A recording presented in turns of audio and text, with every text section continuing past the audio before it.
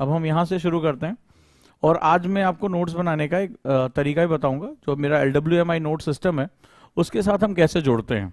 Right, shorter notes होते हैं। जैसे आज एक बच्चे ने मुझे बताया कि एक IAS और जो अभी 44th रैंक, उन्होंने भी जब मेरे नोट्स देखे तो उसकी बड़ी तारीफ की।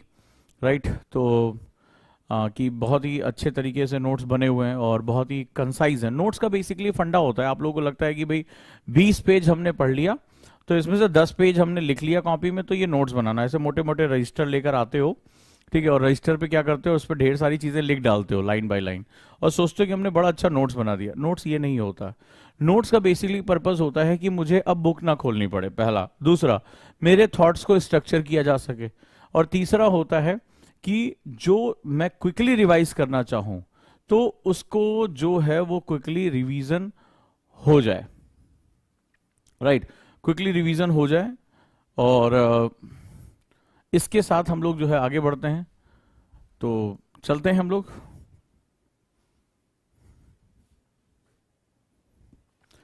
शुरुआत करते हैं। जैसा कि मेरी आदत है, हमारी क्लास में एक चीज होती है, हम जिस शब्द का इस्तेमाल करते हैं वहीं से हमारी क्लास शुरू हो जाती है।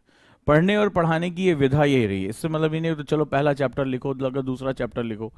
बेसिकली हम जब क्लासेस लेते हैं तो हम कोशिश ये करते हैं कि आपको इस बारे में परिचित करा सकें कि जो हो रहा है, जो सब्जेक्ट है, वो कैसे डील किया जाएगा। और मैंने पहले भी कहा था कि यूपीएससी में इंटरडिसिप्लिनरी अप्रोच की बड़ी जरूरत होती है, यानी अंतर विषयक ज्ञान की बहुत ज्यादा आवश्यकता होती है। अंतर विषयक ज्ञान का मतलब होता है कि एक सब्जेक्ट बेसिकली कई डायमेंशन के साथ जुड़ा होता है। राइट, कई डायमेंशन के साथ जुड़ा होता है और जब तक हम उसको इंटरलिंक नहीं कर पाएंगे, यकीन मानिए आप यूपीएससी को टच नहीं कर पाएंगे। आप कोई भी एग्जाम दे लें, आप यूनिवर्सिटी के एग्जाम दे लें, कोई और छोटे मोटे एग्जाम दे लें, लेकिन अगर आपको एक्सक्लूसिवली आपका सपना IAS बनने का है, लबासना जाने का है, सो आपको सब्जेक्ट के अंदर इंटरडिसिप्लिनरी अप्रोच क्रिएट करना ही पड़ेगा। और यहीं से मेरी क्लास शुरू होती है। So let's start. हम सभी जो शुरू करते हैं तमिलनाडु और NCERT की क्लासेस को। और इस विषय पे जैसा कि मेरी आदत है, हमेशा मैं कुछ नया लेकर आता हूं। तो मैंने लास्ट टाइम अपने NCERT के बच्चों को पढ़ाया था व्हाट इज हिस्ट्री, तो वहां उनको फुटप्रिंट्स के बारे में बताया था। लेकिन हमेशा अपने बच्चों को आश्चर्यचकित करना, टीचर अपडेट रहना चाहिए। कभी भी दो नोट्स मेरे एक साथ मैच ही नहीं हो पाते, हमेशा कुछ उसमें नया होता है। तो इस बार एक और कदम आगे बढ़ते हैं। राइट, तो चलिए शुरू करते हैं। हाँ भैया, हिंदी मीडियम में इसको हिंदी लिखाऊंगा, टेंशन ना लो बिल्कुल भी। क्योंकि क्या है, मैं आपको बताता चलूं, आज जो हिंदी मीडियम से भी बच्चे टॉप रैंक लेकर आ रहे हैं, अच्छी रैंक लेकर आ रहे हैं, वो भी इंग्लिश में पढ़ रहे हैं।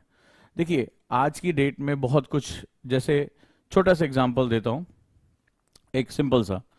तो जैसे एक फॉरेन राइटर हैं, बहुत ही क्रिटिकल हिस्ट्री उन्होंने लिखी और हिस्टोरिकल पर्सपेक्टिव बहुत ही अच्छा। मैं आपको बता देता हूं, मैं इन्हीं से ही क्लास शुरू कर रहा हूं, ठीक है। अब आप समझिएगा, EH कार बहुत ही फेमस नाम है, जिन्होंने हिस्ट्री की बहुत कंट्रोवर्सीज दुनिया के सामने रखी और बहुत नया डायमेंशन रखा, ठीक है। व्हाट इज हिस्ट्री, इनकी किताब का नाम ही है व्हाट इज हिस्ट्री।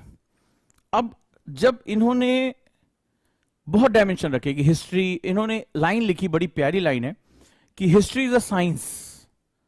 इन्होंने इसको ह्यूमैनिटी का सब्जेक्ट नहीं बताया, बोले विज्ञान है। जैसे साइंस में परीक्षण किया जाता है वैसे हिस्ट्री में परीक्षण किए जाते हैं, एक्सपेरिमेंट्स किए जाते हैं। Nothing is absolute. साइंटिस्ट जब तक एक्सपेरिमेंट कर कर किसी सेगमेंट पे पहुंचता नहीं है, किसी रिजल्ट पे नहीं पहुंचता, तब तक वो कुछ भी एब्सोल्यूट नहीं कह सकता।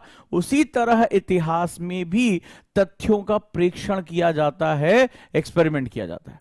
अब जैसे किसी बच्चे ने कहा हिंदी में क्यों नहीं है, जनाब तुम्हारा टीचर बहुत अपडेट है। अब जो कितने बच्चे थे जिन्होंने मेरे साथ NCERT पढ़ी है और उन्होंने व्हाट इज हिस्ट्री की डेफिनेशन पढ़ी है, आज डेफिनेशन चेंज हो गई, कुछ और नया आ गया।